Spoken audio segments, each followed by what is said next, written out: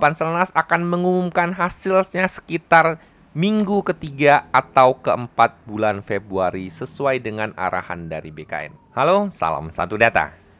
Hari ini Mimin kembali akan memberikan informasi terkait penundaan hasil pengumuman seleksi ASN P3K Guru tahun 2022.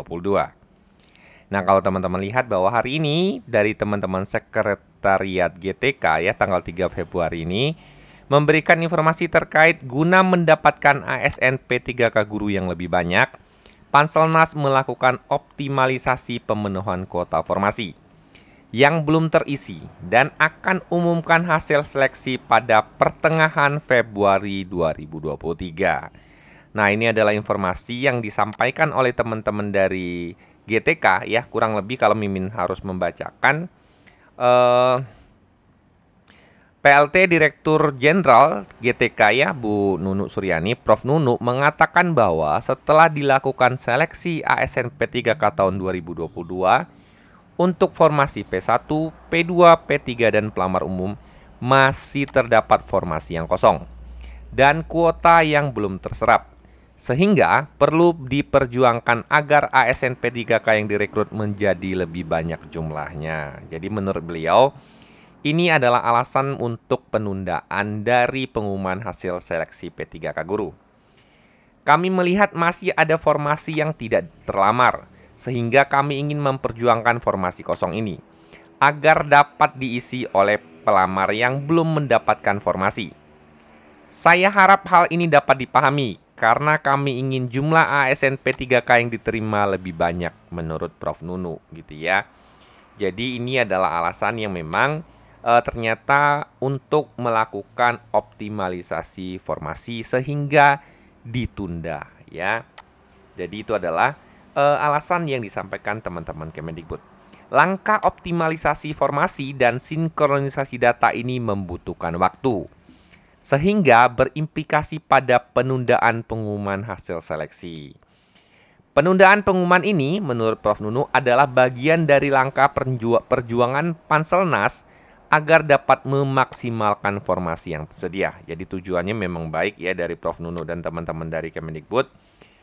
Kami meminta pengertian atas penundaan pengumuman seleksi guru ASN P3K tahun 2022. Tidak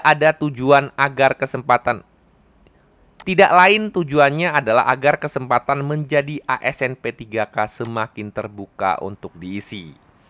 Insya Allah Panselnas akan mengumumkan hasilnya sekitar minggu ketiga atau keempat bulan Februari sesuai dengan arahan dari BKN. Komitmen pemerintah tidak pernah berubah dalam memperjuangkan kesejahteraan guru untuk pendidikan Indonesia yang lebih baik. Jadi Mimin bercerita sedikit ya. Mimin kebetulan memang bergabung dengan beberapa grup dari teman-teman Panselda. Dan memang ada kebingungan dari teman-teman Panselda sendiri ya. Karena memang di aplikasi SIM PG itu memang terdapat selisih antara jumlah kuota dengan jumlah daftar pemenang ya. Misalnya ada beberapa daerah yang memang sebenarnya ada 250 formasi, tapi yang tercover hanya 240, sementara yang daftar sebenarnya 250-an lebih gitu ya. Jadi ada beberapa formasi yang kadang nggak masuk. Belum lagi ada harus untuk melakukan pemetaan ulang ya. Karena yang sebelumnya jumlah pemenangnya itu hanya terisi oleh P1, sekarang itu ditambah dengan P3 dan pelamar umum gitu ya, P2, P3 dan pelamar umum. Jadi harus melakukan pemetaan ulang. Dan ada beberapa panselda di daerah yang memang menyerahkan sebenarnya tidak perlu melakukan pemetaan ulang gitu ya. Cukup gunakan langsung hasil dari sistem saja. Tapi dari sistem sendiri masih memunculkan beberapa tanda tanya karena masih terdapat jumlah selisih pendaftar dengan formasi. Nah, Mimin setuju untuk dilakukan optimalisasi dengan syarat ini memang menguntungkan bagi teman-teman ya. Sehingga memang daya serap formasinya lebih banyak. Dengan syarat ini memang tidak merubah bagi teman-teman yang sudah dinyatakan lulus ya. Terutama bagi teman-teman P1, semoga tidak berubah lagi atau tidak bergeser formasinya oleh P yang lain.